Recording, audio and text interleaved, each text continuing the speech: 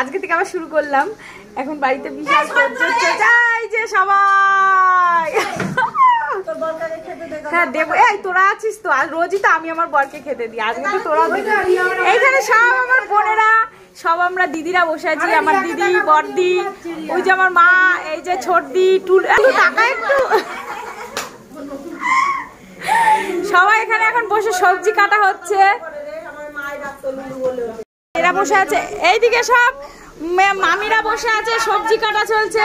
পিসি, মামি, দুই মামি, এখানে সব সবজি কাটা চলছে। আর এখানে হেল্পার আর রান্না করছে, এই যে আমার মেজো মাসি রান্না করছে, আর এই যে ছোট মামা এখন রান্নায় এক্সপার্ট, রান্না করছে। এই যে কি রান্না হচ্ছে, ও মাছের ডিম দিয়ে সব সবজি দিয়ে রান্না হচ্ছে।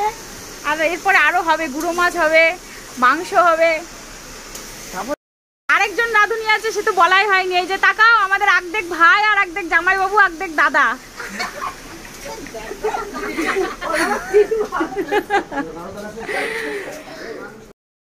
খুব মজা করছে। এখন তো স্কুলও নেই, পড়াও নেই, সবই আছে, কিন্তু কিছুই হচ্ছে না। বিয়ে বাড়িতে এসছে বলে কথা, সব বন্ধ। দারুণ মজাই আছে, পড়াশোনা নেই, না? ভালো লাগছে। এই রোদ্দুর দিয়ে আবার আমাকে বেরোতে হলো এখন বাজারে। প্রথমে গেছিলাম ফল কিনতে, প্রচুর ফল কিনেছি। ওই যে হাজব্যান্ড ফল নিয়ে হাজির, কারণ আজকে তো তত্ত্ব পাঠাতে হবে, সেজন্য অনেক ফল পাঠাতে হবে, মিষ্টি পাঠাতে হবে, তাই একটু মিষ্টি নিয়ে নিলাম। তারপর আমরা একটু মিষ্টিও খেয়েও নিলাম। এই যে ফল ব্যাগ। তারপরে এই যে আমার মামার মেয়ে, ও এসছিল একটু শাড়ি কিনবে। এদিকে চলে এলাম ফুলের দোকানে। আজকে ফুলও পাঠাতে হবে, মালা পাঠাতে হবে, মুকুট, আরও অনেক কিছু পাঠাতে হবে। তা মুকুটটা তৈরি করছে, আর ফুল টুল সব নেওয়া হয়ে গেছে। তারপরে চলে এলাম মামার মেয়ের জন্য শাড়ি নিলাম, একটা ব্লাউজ নিতে।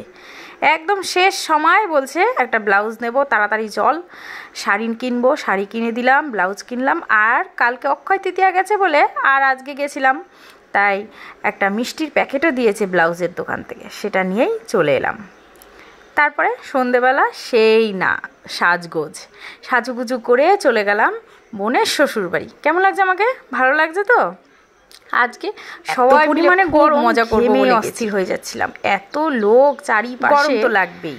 সঙ্গে সঙ্গেই অনেক কিছু স্টার্টারে ছিল, কফি, পকোড়া, শরবত, সব খাওয়া দাওয়া সেরে এইবার বোনেরা সবাই মিলে একসঙ্গে ছবি তুলছিলাম। আমরা সব মাসির মেয়েরা, মামার মেয়েরা একসাথে, বোনের বর ছবি তুললাম।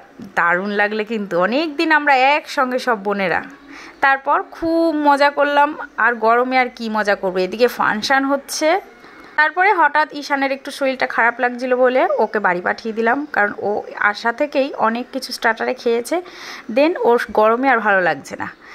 তারপর সেই নাচানাচি শুরু হলো, দারুণ মজা হলো। আমরা সবাই মিলে খুব নাচানাচি করেছি। রাত তখন 1:15 বাজে, তাও ছেলের বাড়ির নাচ শেষ হয়নি। আমরা তো চলেই এসেছিলাম 1টার মধ্যে, ওরাও তারপরে নাচানাচি করছিল। যদি ভিডিওটা ভালো লাগে তাহলে একটা লাইক করবেন। টাটা।